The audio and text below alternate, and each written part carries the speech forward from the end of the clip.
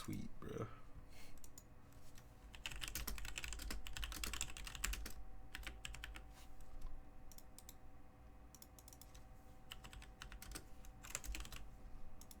Oh, I gotta let out the tweet from the actual Codcast Twitter. That Twitter is kind of lit, bro. It's actually doing really well for like how new it is. It's almost at a rack.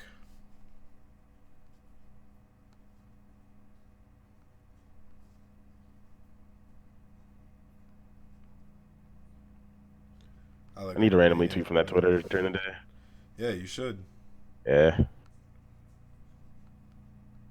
We get that thing to a couple thousand, bro. Like, we're doing well. You're almost at a rack. I just juiced it. Like, you sent me the what's it called somewhere. Where'd you send it? I have it on a sticky note on my wall too. I texted you it. Okay, you texted me. All right. I can send it to you again. Can they hear us on stream yet? Yeah. All right, never mind.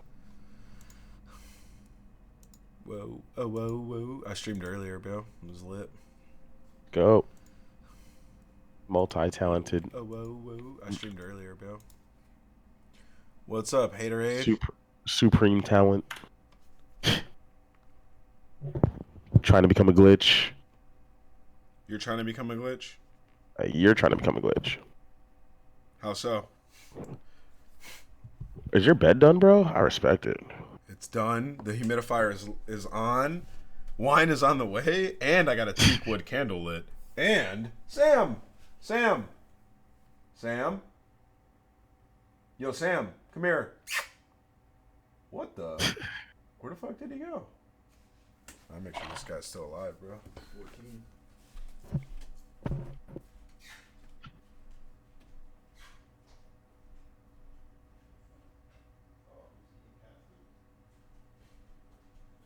Alright, we're just gonna let you guys load on in here for a little bit before we begin. Welcome. I'm not worried. Him. He's worried, bro. He's super worried. Hi, Kieran. How are you? Yo, chat. Listen, bro. I'm big chilling. The dogs are out, bro. I'm on my Pac-Man vibe. I was wearing flops. Got a nice workout in. I made some tacos, John. I'm feeling nice, bro. It's lit. Fan account facts. Twice. It's water. I just don't like doing dishes. Wait, you got a solo cup? Yeah, but it's just water. Yo, John, I've been on a Demi Lovato wave, bro. She makes bangers, dude. I was holy hell. You've been a changed man since I've been gone. I was asleep, bro. Demi Lovato makes heat. That would never happen with me there. What, dude? Come on. Demi Lovato banger session. She makes bangers, bro. I'm sorry. I'm not sorry. Yo, that was an angelic note. Can you believe that Ethan is here in California, hasn't come to see me? Who knows what Ethan does on his daily, bro? Dude, no one. Ethan's a maniac. I think Ethan's going through it. Let's talk about Ethan to start the podcast out. So, guys, for those of you at home who don't know who Ethan is, as you load on in here, he was the producer guy, the ultra white guy that was producing the MLG shows last year. He's an interesting character, to say the least. Ethan's one of a kind, like one of a kind human being, masterful op. Ethan's great. Once you get to know Ethan, like, first of all, when you first get to know him, he's like the supreme white guy, like number one white guy, bro. Class A, option A, create a character white guy. Like, here's the best example of Ethan. Tell me if I'm spot on here. He's like a private investigator that cannot get into like an actual fight because you get fucked up, but he would be a great actual PI. He likes to come up to you like Friday night when you're just chilling. You're done with work, you're doing whatever, just chilling, and go and ask you like the most private, disrespectful question ever to your face. But like, since he's such a lovable human, you'll tell him. Supreme white private investigator vibes is what he gives off.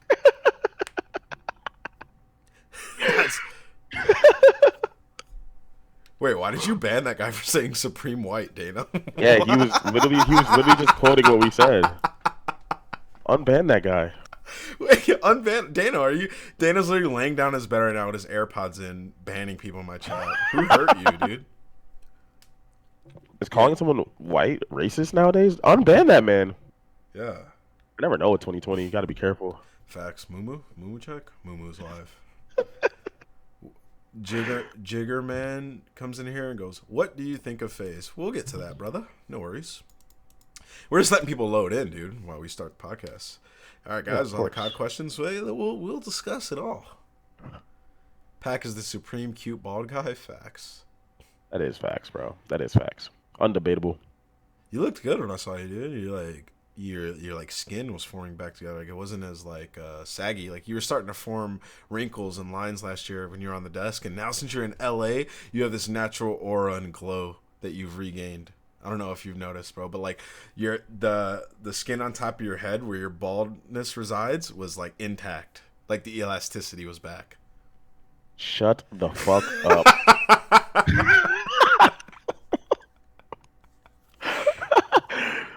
My head's always been perfect. Fuck you guys. All right, I'm done with this podcast. Is it Pac, coach of Optic? Yes, Cyprex, I am. And this is where he hits me with the dagger. Yeah, there he goes. Aren't you the coach of Optic? The shell of the actual Optic. Maven's head it's got some years on it, bro. If somebody were to tell me Clint was 49, 50, I would actually believe it. Would you believe it? Absolutely. I would 100% believe it. He's actually starting to look better, though. I mean, yeah, he is. Can't speak on why, I guess, but he is. He was going through it there for a couple years. Yeah, we've all had those years, bro. In the esports industry, you just fall off, bro. It's like a roller coaster. In the esports industry, we glow up, then we glow down, then we glow up, then we glow down. Especially if you're like a player transitioning, you're bound to glow down for at least 6 months, bro. When you retire from COD, you're gonna glow down. Yeah, that's because you just don't know what you're gonna do with yourself. Yeah, so you just start eating Potle and Qdoba. All right. The stimulants are out the window. The Monsters, Red Bulls, coffees. You're just done with them. You just start packing on pounds, bro. Your resting heart rate gets lower. You should get fat. All right, you want to start? Yeah, let's get into it. All right, so let's go. Thoughts on the event overall, guys. We're gonna start with that. We kind of had two different, outlooks on the event because we did two different things. Like I barely saw you. First of all, how is it like being a coach? This is the first time you've ever been a coach before, like a straight up coach. Yeah, I mean it was fine. It's just I wish things ran a little bit smoother from the operations side. So this is what you guys don't see on stream. I'm sure you guys saw tweets, just people complaining that they couldn't warm up and stuff like that. But I mean, overall, I think for the first event, I think that it ran pretty smooth. Like, you're not going to get much smoother than that. So I think there's obviously things they could have done better, but I think that's always going to be the case. There's always going to be like, you could always had more space. The internet wasn't working for a few hours one of the days, which is unacceptable. But in general, I thought it ran okay, and I thought everyone knew where they needed to be, and like it was pretty good. Like, yeah, so I actually am not as up to speed because I was like rehearsing and like going hard and stuff, getting ready for the event. So like I don't know exactly what that situation was. So you guys, there was like an update and everything wasn't updated, so you guys couldn't play, or what was the issue? No, the internet simply didn't work one day. Oh, so what day? So it was what day? We played Friday, Saturday, and Sunday, right? So Thursday, it just didn't work, and like obviously everyone's complaining about it because they just want to get their team some scrims and whatever. But yeah, the only thing that I thought that was actual BS was that Minnesota, obviously, that is where the city where they play. So Minnesota, the actual team, was off at their facility practicing against Atlanta, while the internet was down and no one else could play. I'm like, wait, what? So if I understand why, from the other team's perspectives, if I played either Minnesota or Atlanta the next day, while I'm at Minnesota's facility and I can't play while they're playing against the best team in the world, that's kind of fugazi. Like, what the fuck are these guys? What were the discussions like in like the pro chat about this? The actual discussions, or what I can actually say? Yeah, all right. Well, whatever you can tell us. Nah, but like they just said some dumb things. Midnight tweeted like, all we have to do is provide tables and power. I'm like, what? Well, tables and power. Hold on. Tables, be fair, you can get that at Walmart for 12 cents. Power is provided by the venue. To be fair, though, John, let's talk about it. Like, if it is in their contract to the CDL where that is what they have to provide, and the other stuff isn't up to speed, are they at fault for scrimming in their private place and preparing for the event like they would if Absolutely. everything went well. So you think that they just shouldn't Absolutely. use their facility during that? Like, you should just not scrim until everything's good? If everyone else can't play at the same exact time when we're all forced to be in a certain location, then yes, they should not be able to go to their facility and play. That's just basic competition, like fairness. Okay, but who should the blame be placed on? Minnesota or CDL? I If mean, the that is what they're... CDL just puts on the event, right? So whoever is running this venue, whoever is controlling the venue, is where the blame should be placed. So do we ever figure out like who's like... No, of course not, because people don't really care. They're just like, what? We only played one series, even though we were gone for like 12 hours, and it's Okay. whatever. But then life goes on. Yeah. So how was it the And to next me, it's not day? that big a deal. But like, what stops? So when other teams come to Los Angeles, what stops us from saying like, hey, Atlanta, you guys want to come scrim at our facility? And then we'll just be like, oh, I don't know what's going on over there. I guess what stops it is the press of everything. You want to have like good PR. You want the event to run That well, press right? disappeared in like an hour. Yeah, that's true. That only matters to the players. That matters to such a small number of people that it's like, who actually cares? It's like when people were complaining that they took the AMs, the Challenger people off the main stage. Like that's like 500 people complaining. Fair. All right. That So doesn't actually mean other than that, though, like in terms of being a coach of the event, like, did you find like the event to be nice? Like the amenities that you guys had, like in the pro lounge, having stations ready at all times, stuff like that. Like, was it yeah, ran smoothly for you guys on your end? yeah, for the most part. Like there's a couple things I would have changed. Like it was 9,000 degrees in the player lounge in both of them, but other than that, like yeah, it was fine. I had no issue with it. I think Claire, who a lot of people may know by now, was running it pretty smoothly. So getting people in and out as they needed to be, and I really have no complaints with that. I think they did a pretty good job. Sweet. Um, So, from my perspective, the event was great. I mean, we had 2 rehearsal days. I also went like a week prior for another rehearsal before. So I rehearsed like 5 days before this event, which was kind of overkill, but I get it because it's the first one. So no complaints from me. It was just trying to get ready. And I think it helped a lot, actually. Um, the broadcast side of things, like, it was obviously an adjustment because it's like a new staff and stuff. First time like working with everybody. I had some familiarity with it because I had done a bunch of rehearsals and a lot of the other guys didn't. But overall, like there was like obviously there was issues and stuff as anything would for the first time. But from my perspective, like everything was handled for me pretty quick. Like I never noticed like any issues like for myself personally, which was nice. Like if there was an issue, like I don't want to be hearing about it. You know what I mean? So I can Yeah, just do my thing. you're doing your job. And like to the fans and like to like as in the experience there, I thought like it was pretty smooth process. Like I know that there was things that were going wrong that the fans don't know about, and then it would just get fixed like pretty quickly, which is actually insane. It was so weird to have such a huge, massive staff, like 3 people for everything at a COD event, whereas before it was like like you knew who was in command, like who's doing what, and there was like a smaller staff and people wore a bunch of hats. There was so many. Thank you. There were so many people like at this event. Did it feel overwhelming, like how much staff and how many people were actually there? It Not did. from my perspective, not really. Like I guess I mean that means they're doing a good job, right? Yeah, Because absolutely. I didn't notice any of them. All I notice is what I see on the broadcast and what they make us do and what I'm watching, what pops up on the screen. There's definitely for sure things that I would have changed, but I think overall for the first time they did a pretty good job. I think from a broadcast perspective though, I don't know how you guys in the chat feel, but holy crap, every series was taking way too long. Like Way too long, like man. I between think. maps 1 and 2, there's a 5 minute break. Then between maps 2 and 3, it goes to the death for 17 minutes. Holy shit! There's no reason that 3-0 should last like an hour and a half. That is ridiculous. It's a COD match. Like let's get it Yeah. cracking. There's no way. Map 1's over. so Map so 2, I actually think I too could talk a little much. bit about. I think I could talk a little bit Too about this. much. I'll probably get in trouble for some things if I if I share too much. But I think that first of all, big shout out to the staff. I think that everybody that was there is incredible people. I worked with them over the last few weeks, and they were just trying to put on an amazing show. And this is something brand new. So there's a bunch of new people, obviously, and they're a ton of experience. But I think when it comes to like doing something like this, they had a different like idea in mind for the broadcast, and I felt like the game wasn't as prioritized as it should have been. Obviously, there's a ton of sponsors, and that's what you need for a league to be massive. I think sponsor segments were placed like poorly, in my opinion. I think there's like better spots where they could be, and I think that the game breaks should be adjusted going forward. I really hope that they are, as I'm a big part of those game breaks. After every game 2 and game 4, there was a game break, and that's time for like players go to the bathroom. You can go over strats with your players, etc. But they just seemed really long. Like for me, I'm up on the desk, so like I'm talking through stuff and I'm getting ready for it and I'm doing it, so I don't notice how long it actually is. When I had an off segment and I watched the entire match, I realized how long a game break was, and I was like, holy hell, that break was like 10 to 15 minutes. Like when it comes from like the commercial to the actual segment to bang to the next map starting up.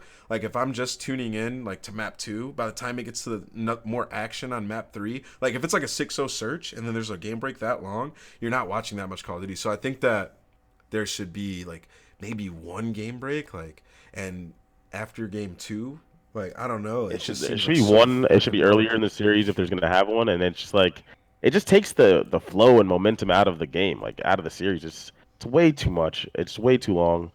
But obviously, like you said, if in order for the league to grow and for it to be this big, you do need to have ads and sponsors and all that. I fully understand that, but it can't be at expense of the game itself. Like if you're watching an NFL game, the ads and stuff don't like actually deter from the game. There's like a 2-minute warning, but like it's where they run more commercials, but it doesn't deter from the game. It's like as soon as the game's starting, here's some ads for you, but we're into the game 100%. Yeah. And it just needs to be more focused on that.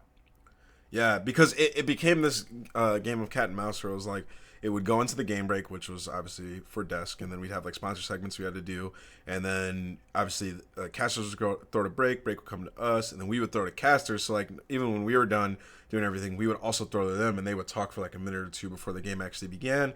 And then as the game is beginning, they do like the bumper in from like the maps. You know how the broadcast works. So it was just a lot of time that I think could be utilized differently. You know what I mean? I'm sure they'll figure it out. There's so many smart people there.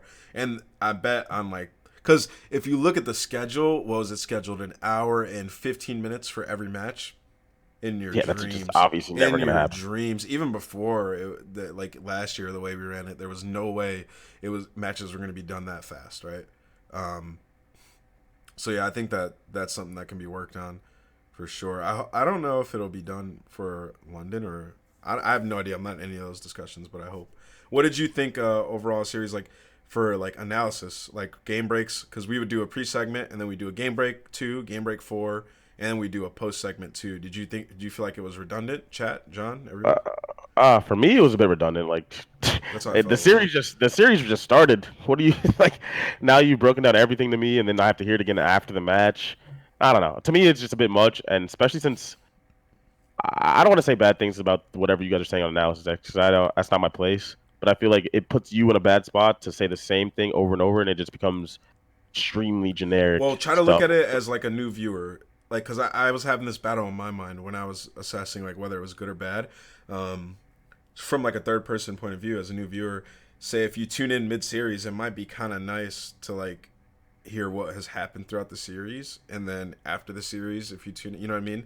Like it might be kind of nice for people coming in and out of the stream. So maybe there's a place for it, but maybe shorter.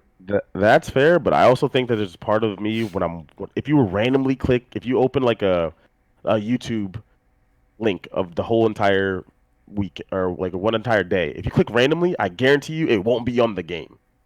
That's crazy. You know what I mean? It's always gonna be on some random shit happening, like dancers or some other crap. Like it just won't be on the game. There's no reason there should be so much downtime from the game. That's my only thing. That's like a huge issue of it.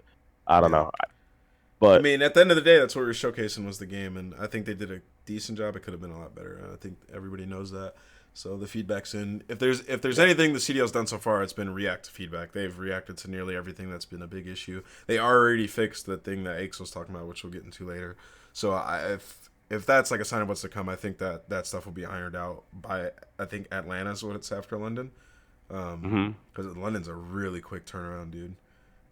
But yeah, for me, that ran smooth. I'm glad it ran smooth for you as well, other than your guys' performance. What'd you think of walkouts, John? I thought walkouts were a decent idea. It's a bit weird, like I'm just gonna keep it a buck. So it's cool when it's like Chicago and Seattle, right? Because everyone knows all these guys. But as soon as it's like, I'm not gonna say a team name because I don't want them to get a butt hurt. But as soon as it's two teams that aren't like that big, It's like really, really weird. But I It's will say really though, weird. something that really surprised me, like really did, was how Minnesota turned out for the Rocker team. Like they came out and they had louder applause than every other team. It would I don't not have know, been like that without the franchise no format. And chance. that's Like dope. the Minnesota turned up for their team. Like they were so loud for them. That was dope. Dude, I But talked like, to this one dude from Minnesota, John. It's like this older dude, fully tatted, like didn't look like your typical gamer that you'd see at an event. Like usually at events, like you'll see some older guys, but like usually you'll see like the younger crowd, 10, 11, 12, 15. This guy was clearly older, and he was like, yeah, man. He's like, dude, I love what you guys do up there. He's like, were you a pro? He's asking me all these questions. And I was like, yeah, yada, yada, yada. I had like a long talk with him. And he was like, dude, I figured out that we had a COD team. I've been playing COD my whole life. And I was like, I gotta come check this out. Like, I'm a big fan of the Rocker team. I was like, dude, this is the coolest shit I've ever seen in my life. Like, this guy, yeah, through the grapevine, figured out about Minnesota's team, showed up to the event, and like now he's a fan. Like, it's like bridging the gap from like normal, like I don't say normal, but like outside world to esports, which is like super cool. I just thought that's what that we need was for COD to awesome. grow. That's definitely what we need for COD to grow, That's right? what we We have a need for COD bunch to of grow. generic players, but we just need them to actually get into the esport version of it. Yeah, Some people in the chat are saying that they like the walkouts. Some people are saying that they wish that the walkouts were like a thing where you just did them all together. Like, yeah, you know what I mean? Like instead of enable octane, like just the Seattle Surge, and we all walked up together. And I think that that's a good way to bridge the gap. If you want walkouts, but you can, but you don't want to take so much time, I think that's a good way to do it. Just announce the yeah. team and let them walk out together, and one by one if they want. But It like you was a can structure lot it of how you want. time, dude. It was a lot of time. Yeah, it was a Another lot. thing you can also do is like you can just like when the players are sitting down, you can just have a hype man like Puckett like hype them up as they're sitting down. Like I personally am not a big fan of walkouts. Like I think that when they're all standing up there, that's cool. Hype them up, yada yada, and the fans can cheer for them. But like walking people out one by one, bro, it's like yeah, I wasn't a fan of it. They tried a bunch of different things out. You could just tell throughout the weekend they were like, let's just try everything Yeah, and see what works. I think the best thing they did was when like they had all of Chicago standing up on the logo behind the station.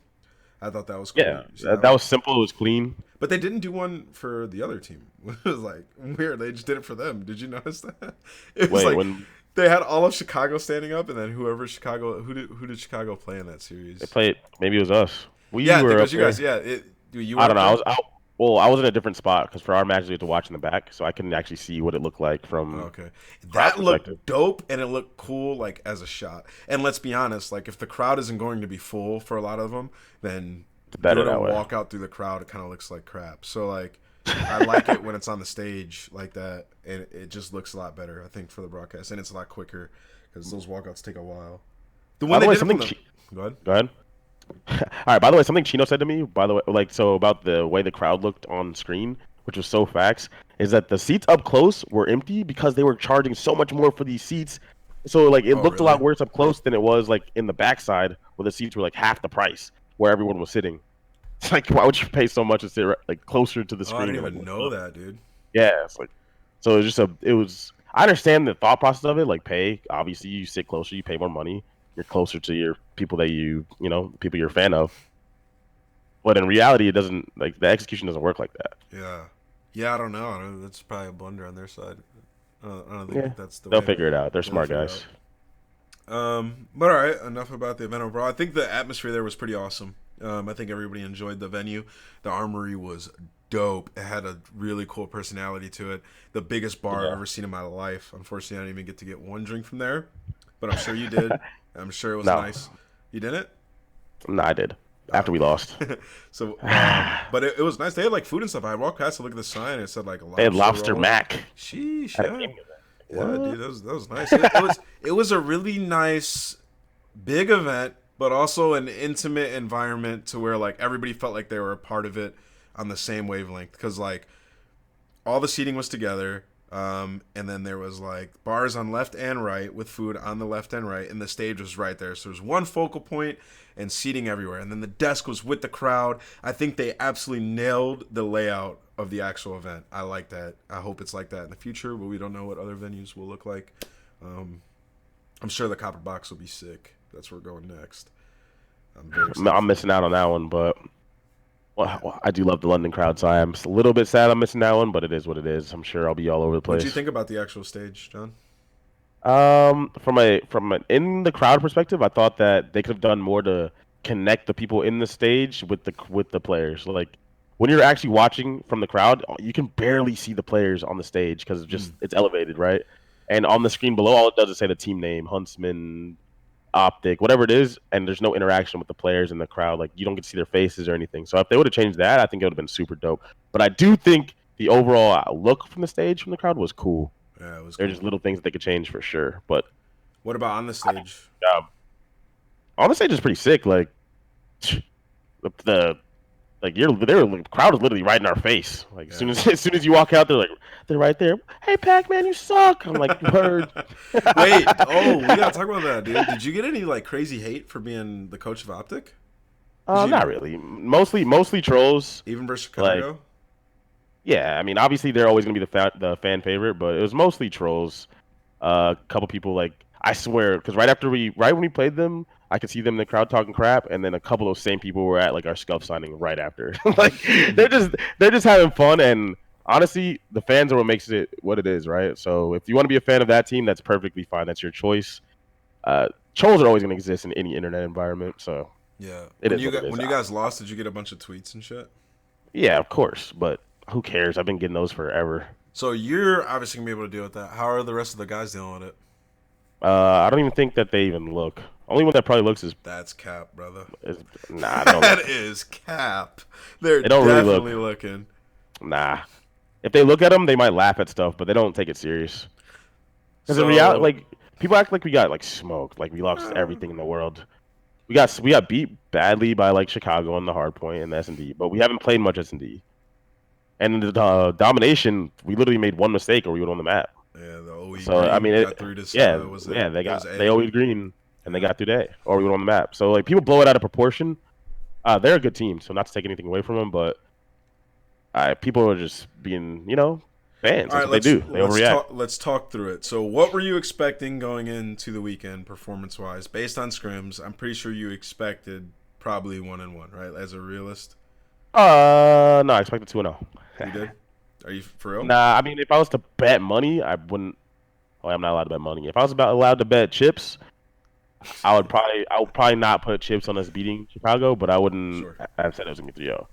If Against you, Paris, I would have said we were gonna win for sure. yeah, they were a shock to me. In your series versus them, what did you guys get rid of against? You had no research on them at all, right? Like you didn't even No, you know. know research. So you just banned. You don't have I'm to not tell saying me. we'll be vetoed, But you but just banned your bad maps when you played them, right? Because you just didn't know. yeah, honestly, I hate to say that. I hate to do this, but it's just a fact. On the first map against us in the hard point, they got just pretty lucky. Like if you watch maps all day long, there's so many little things that just went their way. Where if Yeah, they didn't go their way, we would have won it. it was a cave, right? And yeah, it was cave. And Are you talking then about the end when it was P5 to P1? there was a bunch of things. I'm not gonna get into the details, but just a bunch of little things. But they still played really well. Like I didn't expect them to play that well throughout the course of the weekend for sure. And then we just can't beat anyone in that new dom because we hadn't practiced it at all. Okay. We got literally smoked. Yeah, that was a tough. Because when you guys lost that, I was like, oh, they're fucked in their next match. That's just unlucky. Like the not us losing the fact that the game changed right before and it actually like broke it at the same time. Like the game, Talking about Dom. yes, it was just like a completely different dom game. How So did the that guys like handle that? I know Slasher gets fucking pissed nah, at that oh shit. yeah, some people get certain like really tight about stuff like that just Yeah, because we didn't have any say in it. You know what I mean? It's like yeah. you I have mean, to play this. a It lot of doesn't work. so there's like two different mentalities, as you know, as a player. Me and you being of the mentality like something changes, we're just gonna be pissed, and it's got an asterisk. But there are a lot of players will be able to just like move on and continue. It's very hard for me to do that, and I know Same. Slasher and J Slasher's Cap very hard. are Slasher's one those that's very hard for him to do Slashers that too. like me and you, so is Cap. They're just like, no, fuck that. That's bullshit. Like yada yada, and it's very hard to get over it, and it's like on your mind, and it just triggers you. So, updates before events, like going forward, how do you think that should be handled? Do you think it was mismanaged right here? I mean, we've had updates before in the past, a bunch before events, and it's fine. Like you just have to deal with it. But this one actually changed the game type. You know what I mean? Like it changed the way it was, and you have to adapt to it. Blah blah blah. So I mean, that's what you do. But at the same time, like going forward in a league like this, They should at least give everyone a few days. Like we couldn't even do anything about it, and we didn't have any time. And that goes for every team. So you can always, people always go, well, they didn't have any time either. That's very true. But just like you said, as there are different players who handle things differently. Certain players learn, and Certain they are who players they are for a are reason. more preparation based, and some Yes, they're more can preparation on the based. fly Exactly. be Is that their fine with it. fault? No. That's just how they are. Some people just don't even need to scrim. They go to a tournament and they just like, I'm gonna get It would cracked. have not been as bad if you guys could have practiced the day before. Like it was a combo. It was like a wombo combo of update and not being able to practice in the venue, etc. That's tough. So I definitely feel for you guys. It there. is what it is. Either way, your guys' performance was not up to par. You guys have a No, lot to of work on. course. So No, you know that's that. not. When we go home and when we went home, it's not like we're like, well, if that domination wasn't broken, we would have won everything. Like, no, we're not delusional. We know that there's a lot to work on, and I'm sure that even teams that went 2-0 feel the same way, and 1-1 all the same. Like, there's a lot Is to work on, and gladly it was early on, right? is And it Austin wasn't gonna a tournament. switch to or AR or no? I have no idea. We'll see as we practice more. We just got back, When do you start again? so tomorrow. Oh, nice, nice. Yeah. Well, that'd be nice. You can like play Chicago again, and some of the teams you haven't been able to play, so that'd be nice. Yeah. Let's talk about people's performance at the event. Now that we've finished talking about yours, Sure. is anybody you want to speak about first? I think we should talk about Dallas because I think that, I mean, they're like the 1/2 consensus for pretty much I everyone had them going in. number one, bro. Yeah, I had them number 2 because we scrimmed both Atlanta and Dallas, and Atlanta was different. I'm gonna pull some up But on the like, screen while we talk about stats because go I have for it. Shotzi's stats right here, dude. Yeah, Shotzi got smoked straight Bro, I up. am so mind blown by that, John. I was watching him Ah, practice. He was so fucking good. Literally, like an hour before the match, I watched him get Donkey Kong slapped in, bro. He was actually destroying. yeah, like How does that I happen? mean, to be fair, all right, it's his first COD event on a big stage. I don't. It's not his first event. This guy's a world champion, so he does not just get shook on land. It was his first COD event, and he played 2 really good teams, and they got mollywopped. Like, I mean, it's a Molly, bad, bro. and it's a small sample size too, but he got smoked. He was I like have 7. never thrown up a At one 7 point, and he was 30, like bro. 6-30. Yeah, me either. And I've been world star And before, I've been and I never smoked got off set. the stage, Yeah, turned on multiple 7 and times in a map, but 7 and 30. Yeah, that's rough. That's like And getting it's like, posterized nuts in your mouth, bro. That's what that's like. Yeah, that's the word. That's a terrible. what happens? stat line. I mean, we've been there before, where it's like things start snowballing out of control. But 7:30 is really bad. And I know his playstyle is naturally just to go to the objective. Like whatever the objective is, he just kind of goes to it. But like at some point, bro, you slow down and get your kills, bro. Like damn, son got smoked. It's hard for me to even say he has a ton of promise because that was like a terrible event. So I almost have to see him again before I can even formulate an opinion. Like if you were to ask me right now, I would just be like, he's trash. Like, but I have to watch more. Like that. I don't know. That was bad. Like even in their next series when I was watching, like him and Illy were getting fried in hardpoint. Illy had a decent event, but I think it's just Shotzi got shit on so bad it kind of like outshines the bad maps Illy had. Because Illy didn't really live up to my expectations either. I thought he was, because if you notice, like, even on my segments, I was gassing the hell out of Illy. I thought he was going to dominate. Online, he's like their best player. It's either him Yeah. or Kyler, I think. But like, I talked to there's like a little production break or whatever between maps 1 and 2, and because of the way the screen was, you couldn't see what the hell anyone did, any scores or whatever. Yeah. So I walk up to Ailey and I was like, "Which one of you guys got smoked, map They 1?" both got smoked. Well, Ailey was like, "Yeah, that was me." And I was like, He's like, usually if you get smoked, I came up to him in the middle of the series. A lot of people would be like, "What? Leave me the fuck alone." yeah. And he was like, "Yeah, that was me, whatever." And I was like, this guy's gonna be all right. Like he didn't seem he'll be butthurt all about it. He just like, yeah, I just didn't play well or whatever. Because they won the second map in the first series, like 6-0 or 6-1 or whatever it was. But they Yeah. got smoked at hard point. And I was like, he's gonna be all right. Like, To be honest, their whole team got clapped. Like even Clay had like bad stats, so did Illy. Like if when your team gets clapped, you're gonna have bad stats. You're just gonna have bad stats. 7 and 30 is next level, but you're gonna have bad stats. So I'm gonna wait on them. Are they going to London? Do you know? I have no clue. I think so though. I actually think so. I Yeah. want to see them again ASAP. I don't know. I just don't know where it puts them. They played the 2 best teams who looked incredible, so it's like tough. What were your overall takeaways from them though? For Dallas. Yeah. I mean, they played 2 really good teams, but they lost close maps. Like, I don't think I wouldn't React if you're a fan. Overreact to them going 0-2. Just like I wouldn't overreact to certain people going 2-0, who we can talk about as well, Who? or whatever it might Call be. them out. Paris wouldn't overreact to them going 2-0, even though they mollywopped London. I just wouldn't do it. Mollywopped. Minnesota, they should have lost to the Gorillas, and Pat had like a 0.6 this weekend, and they should have lost that straight up. They should have lost. Mm-hmm. But whoever it was, Lacefield had on hardline, which had no effect on the map, and they got forfeited.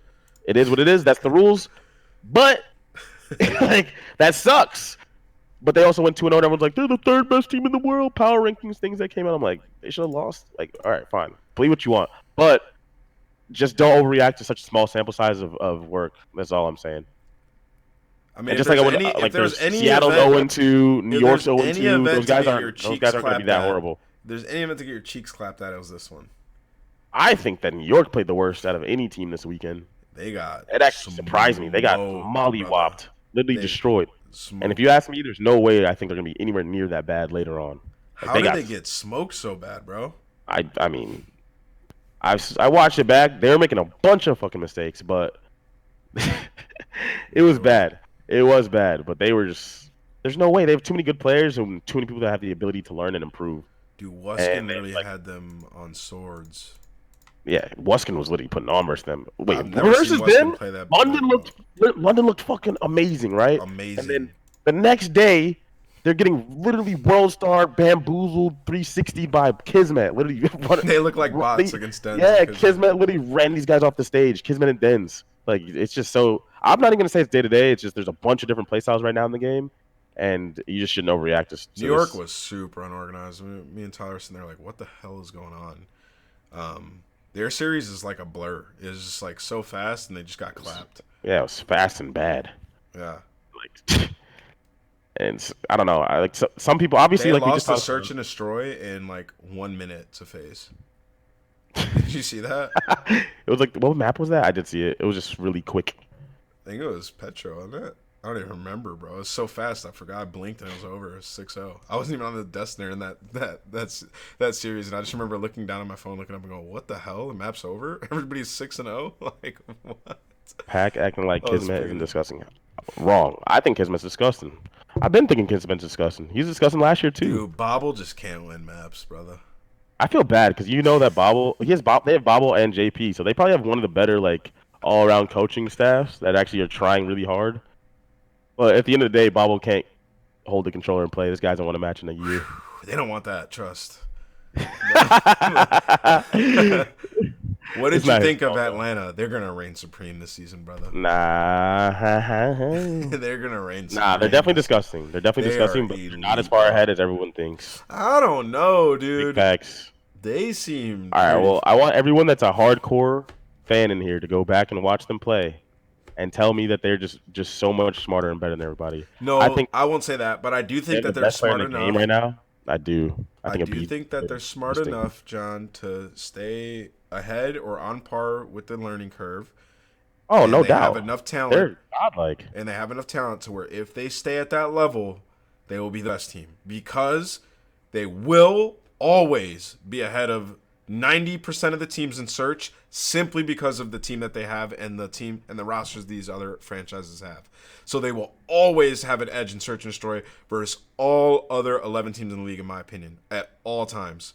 And I think that if they stay on par with the meta and respawn, that they will be the best team throughout the season. I think that they have a strong chance of being the best team throughout the season. That's not what I was saying. I was thinking like they have crazy work ethic too. Like these guys put in time. Yeah. They are disgusting. I just don't think they're as far ahead as people think that they are. Like they are doing their thing. But like if you go back and watch the matches, like their hard points are super close. There's a point where Simp literally like world star bamboozled Clay off sandbags, or they would or Dallas would have won the map. Like no matter what, they are outslaying teams by so much because they're disgusting. But usually, as you know, as a hardpoint team, if you're outslaying by that much, you should win by more. It should be more comfortable. Like they're doing something where other teams can catch up, even though they are godlike. To me, they're clearly the best team right now. But they're still not like so far ahead that they're not going to be caught up with. I don't think that exists in COD anymore with all the talent that exists in the league. People are looking at them like a complexity right now. Yeah, that's what I think people are looking at them like too, but they haven't won a tournament yet. So we got to start. Yeah. Gotta reel And it they're in. not even going to London, so at the end of the Yeah. day, they won't be at every event, so there will be other champions. No, So for sure. it's kind of cool. So I think we rest our case with them. Let's talk about some of the other teams. Mutineers, what do you think about them? Well, I guess we Uh, should talk about the other one first, Surge, and then we'll talk about Mutineers. Surge got smoked as well. Their search oh, was horrible, like everybody thought. yeah. You know what worries me about them is I don't know if their search is ever gonna be good. I said that in the segment. I was like, I don't think that their search can ever get better. Like, I don't think it'll ever get better. I think that they might be like the one team like that would actually seriously consider bringing in someone else to play some search. You know what I mean? Like their search, they just don't have search players. They have a really strong like set of respawn players where like they'll be able to keep themselves in series. But I would be mind blown this whole entire year if they ever went 2-0 in a search in a series. Like if I they think won one the or two search, I'd be mind blown. They just don't have strong search players at I think all. out of the four teams that went 0-2, they seem like the scariest. It looks like the scariest losses if you're a fan of them because they lost to Ultra and Mutineers. So like they lost to two teams that are clearly middle of the pack and will probably remain middle of the pack, and they like lost to them without like putting up a big fight. Like versus Ultra, they went game five. Did they go game five? I think they went Yeah, game it went five game both five in series, both. They just but can't win a search. They lost to S&Ds like that's bad because that's a trend already in the team that like it seems like they won't be able to fix. Because if you look at that roster, those guys have all been cheeks. Probably like the worst, other than Damon, like the worst search and destroy player on their teams in the past.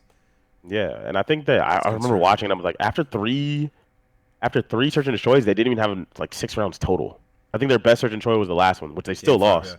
which Yeah, they but it should was have like, won. damn.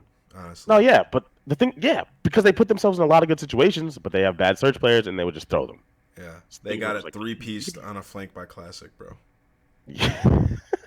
like you could be so much worse individually than they are because they have talent, but just be so much smarter in search and destroy and win such easy situations, and they just, I don't know. That scares me for them, but I think that eventually, just by necessities, they're gonna learn how to play. Like they're gonna have to. Yeah, Apple just turned into a freak. Yeah, I was I talking don't to know. Ian about it. It feels like they kind of have different philosophies on the game. This is me like throwing darts in a haystack or needle in a haystack right here, but this is my assessment of them. I think that Nubsy's a great coach, and there's certain people on the team that want to play like search and destroy one way, and I think that the players on that team kind of want to play together and more like speed and just all be together and trading, like essentially, and not have as much spread. And when I was watching them play, they were spreading out and they would be slow to pick up on things. And situationally, the individuals on that team I feel like aren't very good, like in playing their one-on-one situations.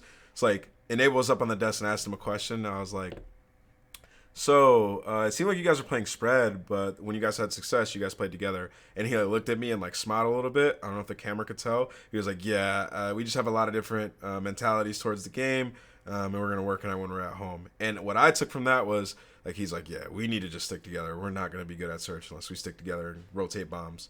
So if they make that adjustment, I think they have a chance at being solid in search. But that's what I wanted to say with it. Yeah, no, I agree. I think they get some generic search and destroy shots from like Teddy Rex or whoever it is, and just like start using their gun skills, smoke out a lane, and just run to the bomb, plan and trade. Like it's hard to mess that up. That's all they have to do. Yeah, you just have to clutch out the in the round situations, and I think They that's have how to they'll stick to that. eventually end up playing. I don't think they can do like a spread out pick style strategy like Or Chicago and gorillas. Atlanta Gorillas. Yeah, they Gorillas just are don't good have at the players that. for it. They're good at Yeah, that.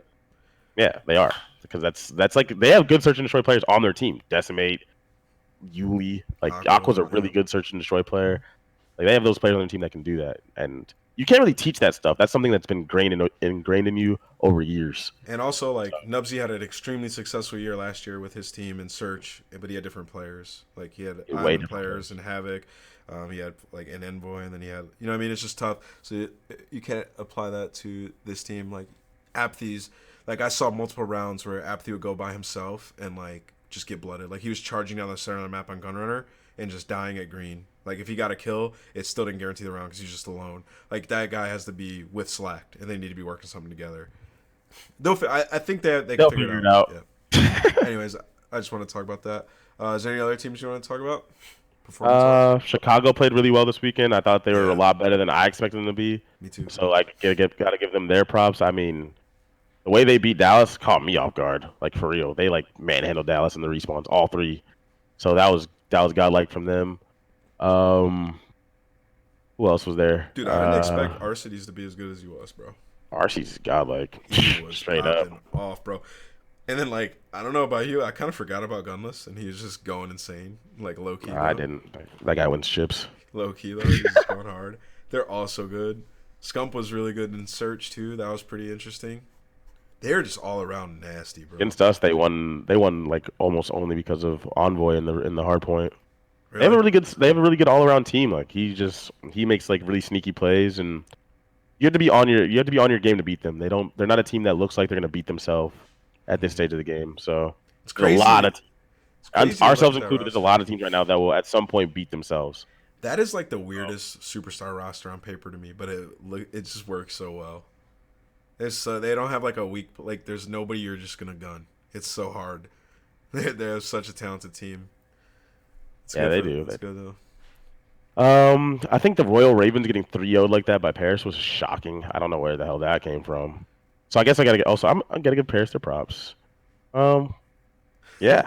I mean, I think we've been through pretty much everyone except for the Gorillas. They kind of got unlucky in their first match, and then clutched up in the second one. I don't know where I'd put them in my power rankings, but it seems to be that's all that people want to talk about nowadays We'll is talk power about power rankings. rankings in a second. I want to look at these stats, this stat list. See, Wuskin #1, literally from one series. Simp, Celium, Formal, Assault. Yeah, Assault balled out in his first series. Got our X, good for him. Methods, the hell?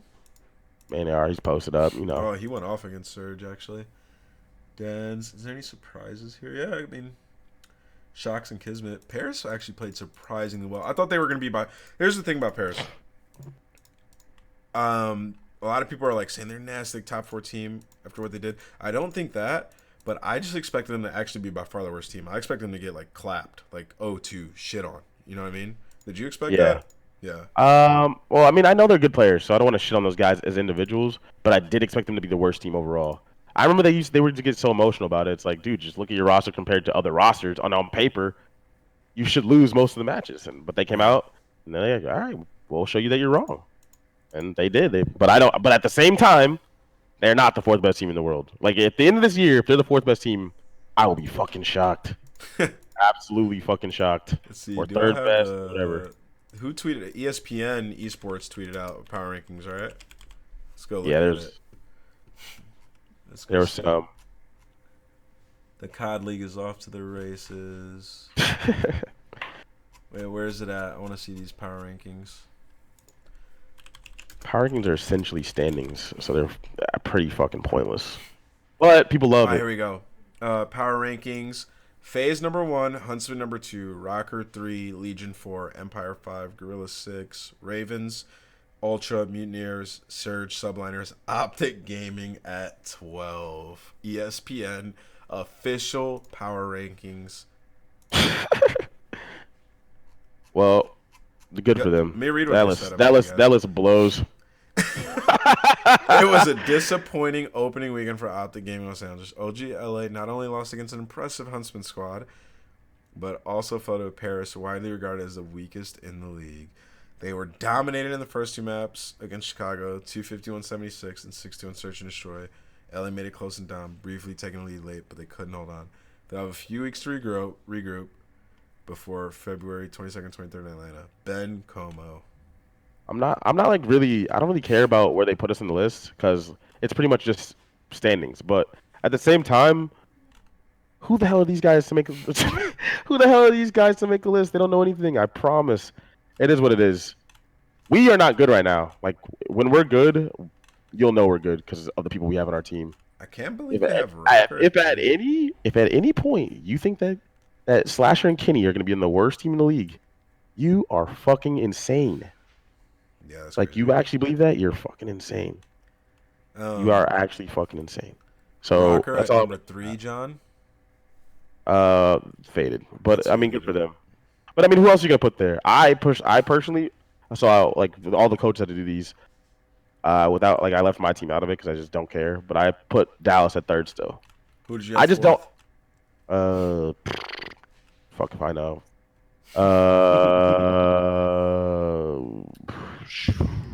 Let me see all the teams again. What I have fourth? Either New York or Seattle. I put fourth. What? Yeah. You're faded.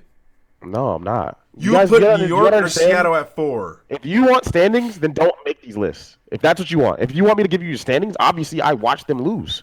I watched them lose. Bruh. I'm not stupid. I watched them lose. Drunk, son. You put them. So you put them at 4. You wouldn't put yourself above New York. You don't think right now? I said I left my team out, and I also wouldn't. I'm not gonna say where I'd put my team. Wait, where'd you put your team? But I just said I'm not gonna say where I'd put my team. Oh, you got to. Nah, but if you want, well, first of all, if you think LA Guerrillas is better than us, you're fucking.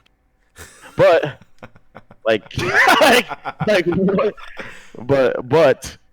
but if you want to make standings, make standings. If you don't, then you got to just stop looking at the immediate 2-match results and making a list off that. That's all I'm saying. Period. The only team that doesn't fit into this thing is a standings thing is Dallas, and that's because they lost to who they lose to? Huntsmen FaZe. and FaZe. Huntsmen and FaZe. People are like, oh, about 5th. But if Dallas and Parents were to play a match right now, who would you pick? Dallas, for sure. Exactly. So then why even make these unless you're gonna make them with your actual opinion, your real opinion? Well, I mean, it's tough. People say that I'm faded. I can't say everything that I want to say, but I watch infinitely more than everyone here. Power rankings will be better. It's my job too. Power rankings will be better after we have a few weekends. Of course. Right now, it's all kind of fugazi. I know, but I will agree that I'd put Atlanta and Huntsman at 1 and 2.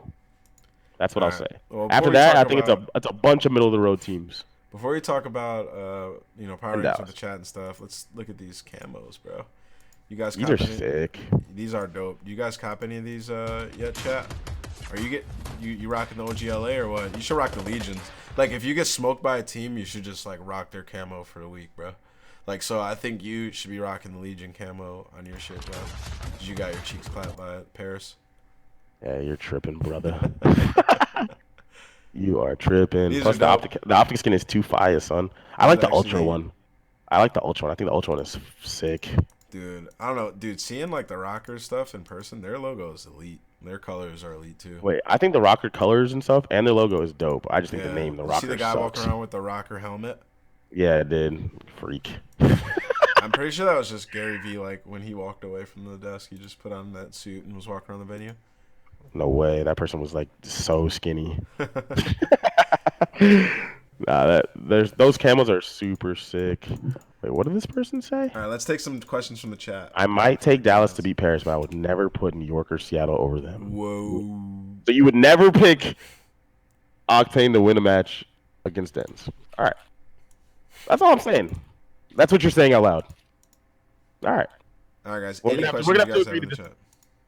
Yeah, that's a faded statement. That's what I'm saying. That's a faded statement. That guy's drunk. I need more wine, too.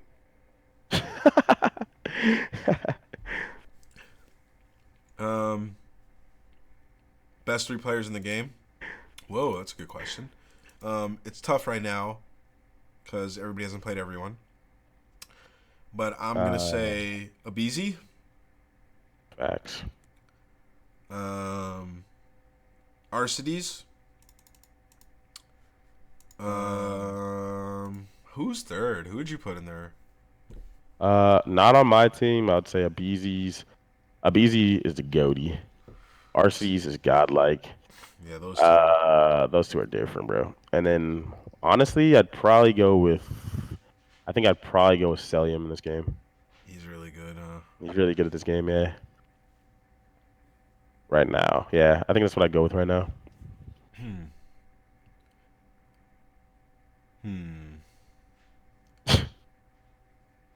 First of all, Kismet comes in here and people start lying to him, but Kismet do not get this guy gets buck. Regain, brother. Here, take this next question. I'm gonna get a reload on some wine while we answer some questions. Wait, what's the next question? Most unexpected performances, both good and bad. Good. I would say that Paris's performance was the most unexpected good performance, and I would say that New York had the most unexpected bad performance. That was rough out of those guys for sure.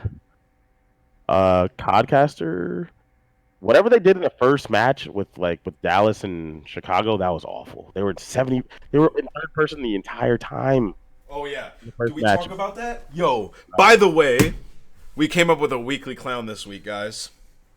And I don't know who it was, but I wish I did. And it's whoever decided to go 70% third person first. But somebody calculated a stat, and it was 9% of the kills in the first match were in first person. So whoever you are, Mr. 3P, you are the weekly clown.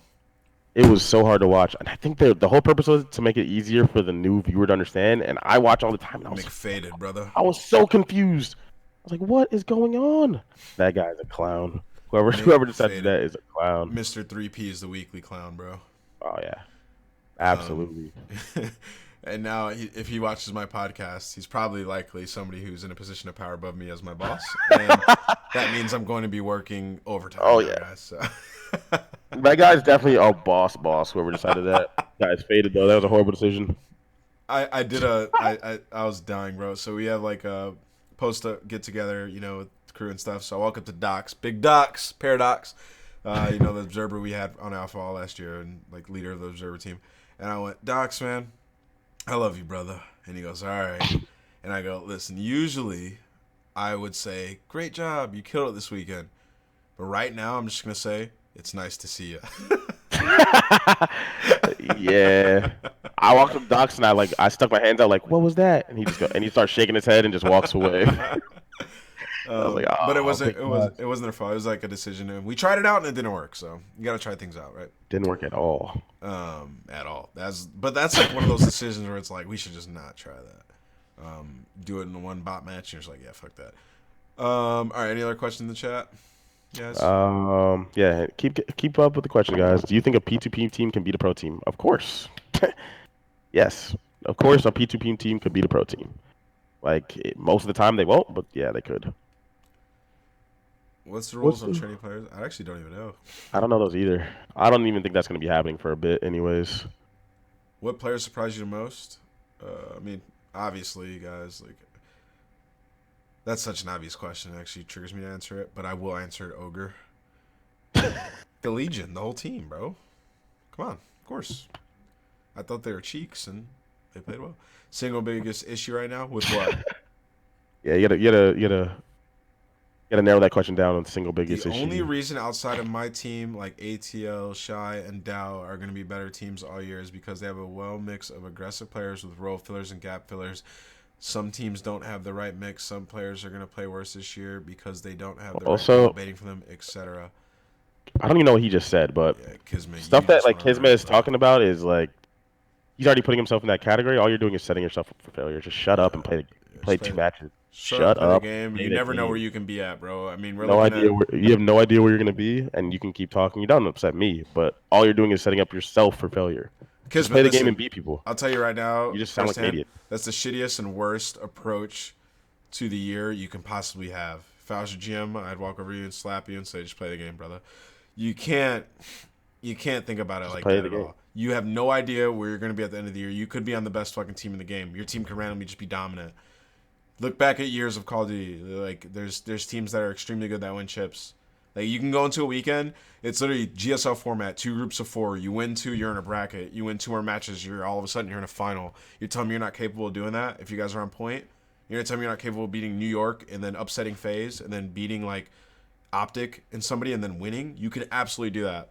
So don't say that they're going to be better than you all year long, because if you do, that's not what he's saying. He's saying that they're going to be better than everyone else all year long because their players make sense together.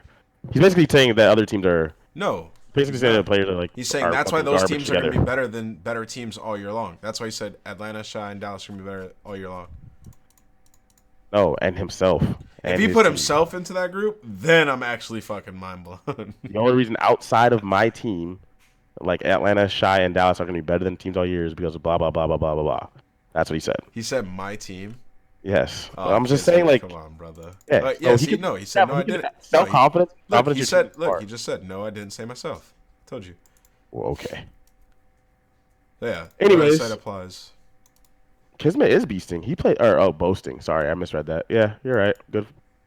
I think Kismet played an amazing couple matches for real. I just think that all the shit talk post match is lit. I just think all the Hell stuff yeah. outside the game is just shut Kismet up. gave the best interviews of anybody in the entire venue post win. Other than Yeah. Scump. Other than Scump, you gave the best interviews. You should have went up on the desk after your series, brother. That would have been lit. I wanted to ask you some questions. Who's going to win London?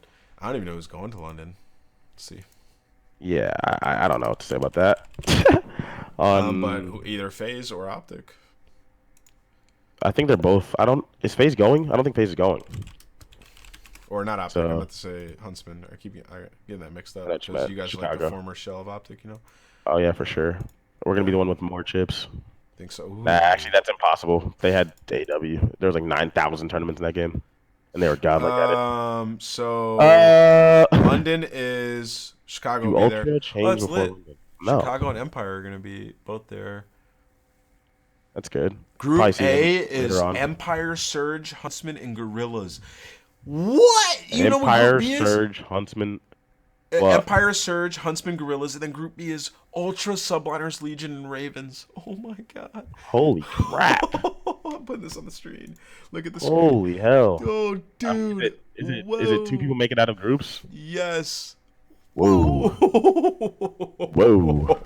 Golly! Like I could see Surge going and beating Dallas Empire like 3-1 first match. I could actually see that. That is tough. That's tough, bro. Hey, look, you gotta beat the best to be the best, or whatever crap people are always talking about. Let's go. That's How about the return T2P? It was lit, bro. Thick Formal is nasty at the game, bro. Wait, why are you calling him thick, bro? He's thick. Thick Formal's nice, bro. He's got 4 C's now, dude. My favorite meme right now is the picture of Formal with his glasses kind of up, and he's like looking down. That's my favorite. Oh yeah, meme that picture, that meme is godlike. shit That is shit's hilarious, bro. Is thick formal greater though? I don't know. I think skinny formal is nuts. Thick Formal's elite, bro. Ah, you're tripping. You were winning with skinny formal. He said Nuts. thick aged Formal, bro. Thick aged Formal. I do think that I can't really talk about it because it's something that happened backstage, but so something happened with Kismet backstage. But it's not. I know it's bad. I shouldn't do it. But I think that people need to leave like in-game shit talk in the game, and what I saw what happened backstage was unacceptable. I wish I could bring it up, but I don't know if I'd get in trouble for it. A tussle, brother. Yeah, but it wasn't even like this guy's fault. Oh, Like what? He was once just the podcast walking. is He was over, just you walking. tell me. Yeah, I'll tell you. But yeah. Anyways. What? I think they might have ran out of questions. I think we might have covered everything. We're good. All right, perfect. Happy CDL adjusted the matches. What do I think of Illy's walkout? I thought it was cold. And then I tweeted out, like, Illy's walkout was cold. And I put the little cold emoji.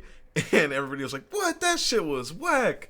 Blah, blah, blah. I was like, dude, I want to see people do some cool shit like that. I don't want to see some guy walk out and just wave everywhere like he's the president of the United States. I thought his walkout was dope. Yeah, that shit was hard, right? Why were people hating? It just sucked that they got a world start afterwards. Yeah. But His walkout was fire. I was sitting up there like, damn, bro. He's on his hoodie shit like Carmelo. I liked it a lot. I saw some other people walk out that people were gassing up, like Cammy's walkout. I thought that shit was whack. When he was like waving to all the fans, I thought that was whack. I thought Enable's walkout was cool. I thought Octane's walkout was whack because he mocked Illy. I thought Illy's walkout was actually dope.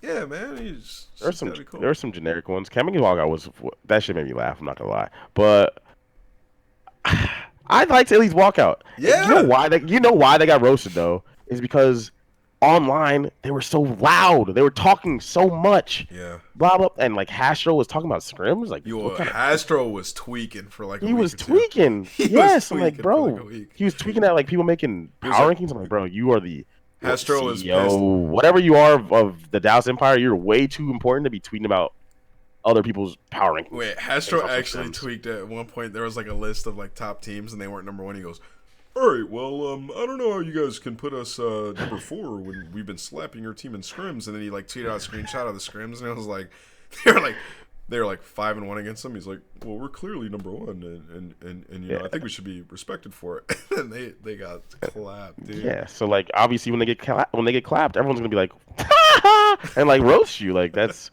obvious. Like, but whatever. I love Stro though, man. I He's just a good find guy. him hilarious. But yeah, his fight with Deserto. Would you trade Dashy for Gumless? Like, what Hell kind of yeah. question is that? Hell yeah, you would. on site. That's a stupid question. Next. You're a troll. What underrated team will win first? If we say they'll win first, does that make them not underrated? You gotta, like, right? Big facts, brother. I know. So I'm gonna say Optic. Did Krim take that We're poster ready down, to you go. think?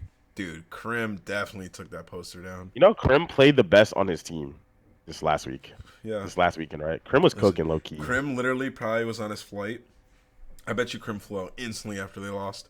Dude, oh my God, the funniest thing I've ever seen in my life. I have to find it. Did you see the Krim press conference? No. Oh my God. Krim shows up to the press conference late. Because they do these like UFC type press conferences now. And he shows up late and he goes, listen, and he says their manager's name. I think it's Marcus. He goes, listen, Marcus, I'm never fucking doing this shit again. I'm playing it. He goes, after a loss, are you fucking kidding me? Hold on. Has he never watched sports before? Yo, Clay wasn't even there as like their subs, like Tish and he goes, Jesus Christ. What the fuck are we doing these after the matches? Marcus, I'm not doing one of these after match ever.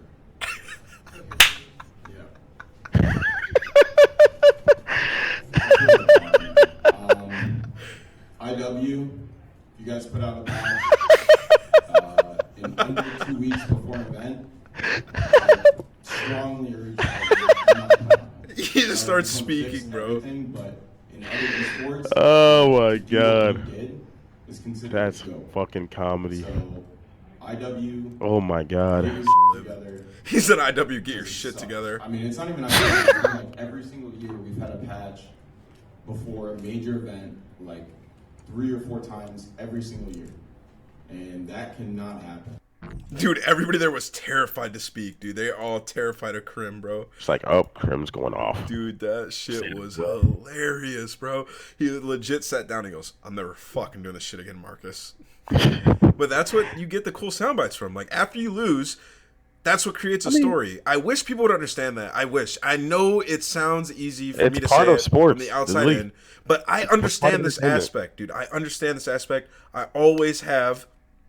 When you lose as a competitor, whether or not like you win, that's not the end all be all to your fans and to Call of Duty fans. They want to hear you speak. They want to know what the fuck happened. So like 2 players out there that are thinking about, you know, like your career after you're done gaming and shit. All that stuff is good for you and your fans, for the league, and for the longevity of all of this. So, like, if you want this shit to continue, go out there and do a press conference. Do you know, John, you remember back in the day, Optic, when Nate Shot and Big Timer and Joe and Merc and Rambo, or whatever the squad was, every time they got fucking clapped, they got top 4, top 3, they never won. They would come home, they record a video and explain what happened. They gained the biggest fan base in COD for that reason. Yeah, that was the smartest thing they did. You have to do it. Sure. You have to do it. Random question: did Optic have one of those? Like our team, my team? I don't know. I don't think so. Did we? They knew not to come up to me. I was a little bit out of it Sunday. Spazzing, dude. No, not because of the matches. Like I was actually out of it. Rest in peace to my man 2-4. You know, Kobe, my hero. I was actually out of it. Damn. I don't want to say I didn't care about the matches, but I don't know. That it was a random thing that hurt. Yeah, that was big news. Well, we've pretty much wrapped up the podcast and everything about COD related. Rest in peace to Kobe. We should give him a shout out on the Codcast. Shit was wild, bro. I was up there for when I heard the news. I was actually up on the desk, and I follow this guy named Ebro. You know who Ebro is, John, or no? Yeah, I know. Ebro in the morning. His New York radio host. He's pretty famous. Anyways, he's like really quick to post news and shit. And I just was updating my timeline. Bang! First thing I see, 48 seconds ago, Ebro retweets TMZ reports, and it goes, Kobe died. Like, Kobe died in a helicopter crash, TMZ's reported, whatever. And I remember, like, scrolling down my timeline in that next 30 seconds and clicking search, whatever, and there was, like, nothing there. I was like, what the fuck? I was like, this has to be fake. I don't see anybody talking about it. It's not on my moments yet. Nothing. Yeah. So I show Teep. Teep looks at me and goes, what the fuck? He's like, no way. And I'm like, yeah, there's just no way this should happen. And then, like, I put my phone down. We do a segment. After the segment's over, I pick my phone back up, and it's blown up everywhere. I'm like, Kobe actually fucking died. I couldn't believe it. I was literally about to do vetoes against for Chicago, and they're like, "What do you want to veto?" And I was just looking at my phone, like looking at stats, and then I go, "What the fuck, dude? No way!" Yeah. And guy looks at me, he's like, "I was like, what? Kobe died." He's like, "But I really need your vetoes." I looked at him like, "What? What?" Yeah. Like, what are you saying? Dude, it was one of those things where, like, everywhere around the world, no matter what you were doing, you, like, figure it out somehow through a text, through social, through something. Like, I remember, like, my girl was at work. I texted her, and I was like, yo, Kobe just died. And she was like, I already know. I was like, what the fuck? I was like, dude, like, this is insane. Like, literally every single person was, like, made aware at the same time. So much of a legend he was, bro. It's insane, bro. Rest in peace. It was so sad. So sad going on Twitter, seeing all that shit. You see the Shaq shit today? Yeah, I saw everything, bro. I can't watch much of it, bro. It makes me want to cry. No. The CDL It's did just have sad. He's a real legend. CDL had a Yeah, moment of silence for it. They had the Michael B. Jordan and those guys. Mm-hmm. Like, I heard that those guys just left. Oh, man. Right before that, too, the segment prior to me looking at my phone, seeing that, we had just did a segment with, like, Kat and Wiggins. And then they, like, went back to the back and stuff, and I couldn't even imagine how it, like, affected them. Like, these are guys who probably have had interactions with this guy, you know, and, like, looked up to him, like, really, really, really looked up to him, emulate his game. Like, that's insane, dude. Yeah, we canceled the hype battles. We did a moment of silence. Or, like, a lot of staff came up, and they were like, all right, like, Lottie, you got this. Like, that's a hard job that she had, bro. By the way, I want to say a big shout out to LVP, Lottie Van Prague, dude. She was elite. Like, that, her job was so hard. And, like, even that, what she had to do right there was, like, so difficult. She, like, couldn't smile, obviously, and, like, had to convey her real emotion, but, like, not, like, super sad and do that. That was fucking hard to do. Like, and read that off the prompter. So big shout out for her for that, dude. And then we had a huge moment of silence in the venue. For those of you who weren't there, everything went black. It was just kind of like the energy out of the room was gone. And then everybody was, you know, back to normal a little bit after. That's just how fucking crazy that was. Yeah, it was a ridiculous moment. Anyways, well, guys. Yeah, John's gonna go drink a whole bottle of wine and watch some Kobe highlights. And much love to everybody. Appreciate you guys coming out. This was a fantastic podcast. Weekly throughout the season, you know where to find us. Codcast_pod on Twitter. YouTube.com/OGNameless. Twitter.com/PacmanJT. Twitter.com/Nameless. Make sure you check us out for those of you who are listening on Spotify or iTunes. See you guys next week. Much love. We're out. Peace, guys.